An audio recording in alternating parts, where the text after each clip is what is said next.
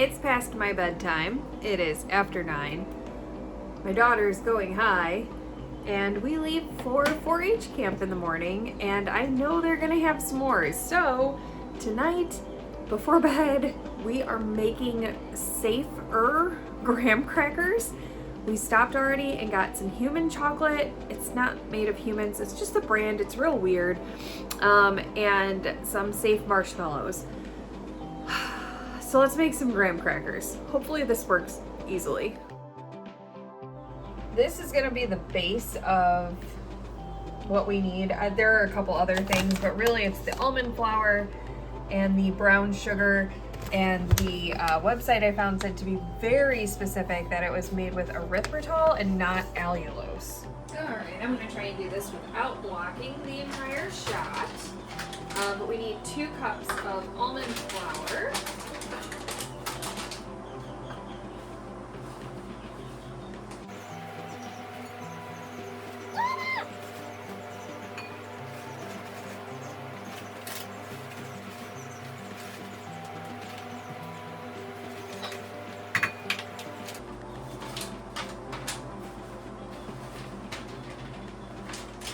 All that was left, so yay.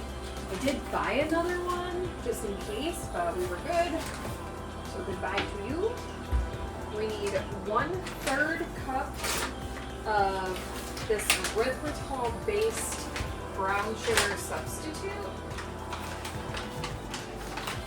Thank you, Keto. I mean, I still paid for this, but thank you for making it because yay. Ooh, and it smells like brown sugar.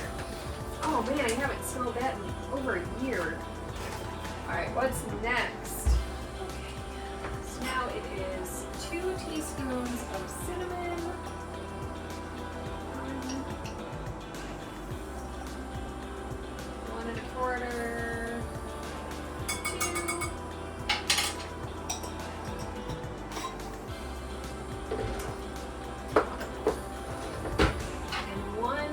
2. Baking powder.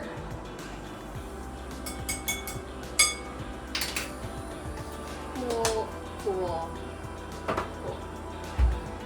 We whisk together. I love my flat whisk because that way my drawers actually open and close. They don't just get stuck. And I used to have like a pot thing to put utensils in on the counter. They felt like they got dusty. Like they weren't as clean as they could be. And I'm like, you never know, like you get ants or something.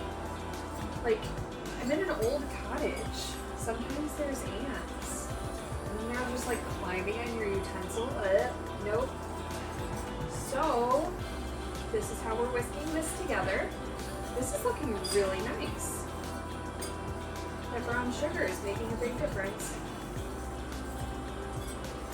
Also, if you are looking for keto-friendly options, I highly recommend shopping at Meijer. This is not an advertisement, but Meijer consistently has things that we need to help Caroline not feel left out and be her healthiest self. So, yay Meijer. Okay, next up is 1 teaspoon of vanilla, 1 egg, and 2 tablespoons of melted butter. And all of this is going into here until it makes a dough.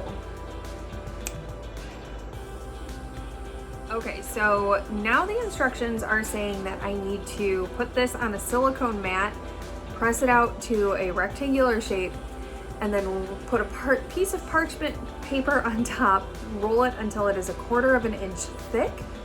I don't have a silicone mat.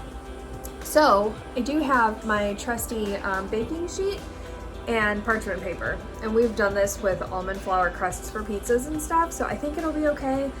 I guess I'll have to get a ruler out to see how thick it is. And also, I gotta put the ducks to bed. It is 9:20. Okay, so I had Sean double check with the ruler because I never really learned measurements, but that is about 1/4 of an inch. It's not perfectly even, especially since I'm looking at it right now. I'll just tuck that side down a little bit, it'll be fine. It does say you can go a little bit thinner, but this was like the preferred, so we're gonna go with that. And then I happened to measure this, and it's like 4.5 inches wide, 4.5 inches wide. I almost never do anything exact, so I'm not too worried. It does say to cut them in like 2x2 squares to be the most like standard s'more size. I am gonna just kind of eyeball it and go down the center, and then I'll probably measure out like about where 2 inches are going the opposite direction, so that they're kind of uniform. And then I think it says to poke them with a fork to make patterns. So now I'm like, I wonder if I should use like a cookie cutter and put like little hearts on them. I don't know if you can tell, but my line is here. It's not in the center, but like stated, I just kind of do what I do. And if it's not perfect, that's okay. I'm just gonna kind of wing it.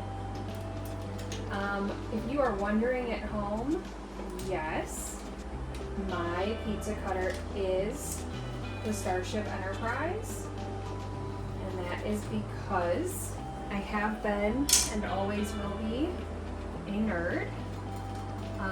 My dad loved Star Trek Next Gen when I was growing up, to the point that we actually dressed up as red shirts for Halloween one year as a family, and our TV's remote control was a phaser. And like when you would change the channel, it would be like, pew! So yes, we love Star Trek. As I grew up though, not so much Next Gen. I am an original series girl. I will even go further than that and say I'm more of an Enterprise girly, but that's another story for another day. All right, now for some cookie cutters. I've got a heart. Oh geez, I hit the stand. This is why I don't do things like this. I just selfie wand it. And then I've got a flower, and I have a cat trying to go in my cabinet. Get out. Get out. Come on. It's not for you. Okay. We'll go flower, flower, heart, heart.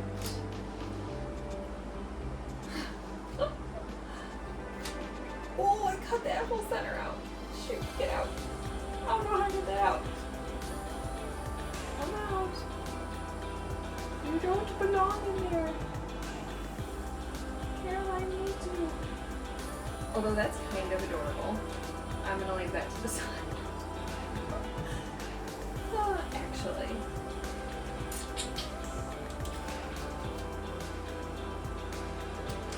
Okay, let me do a couple more. Heart. Heart. Dang it!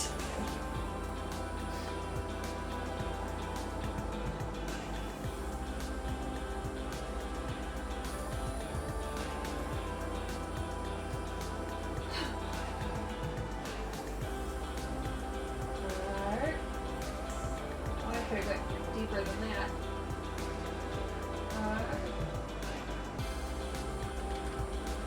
Also, here's me thinking these are super cute until there's melted, burning hot marshmallow and chocolate coming through it. Hopefully she's smart enough to not use those for that, and she'll just have them as like a snack. Oh, I have the hiccups now. Okay, so now we are gonna bake for 20 to 30 minutes.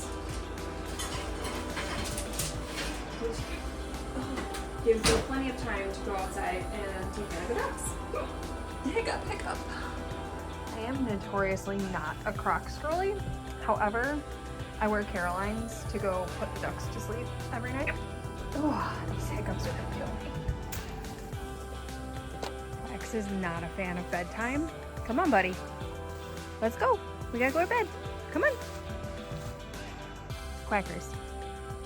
Go to bed.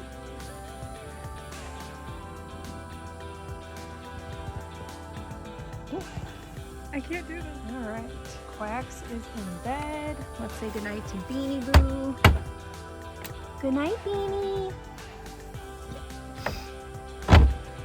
Okay, so this is where we are now. It says they should be brown and starting to firm up, which they are.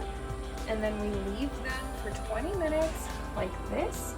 And then they go into the warm oven.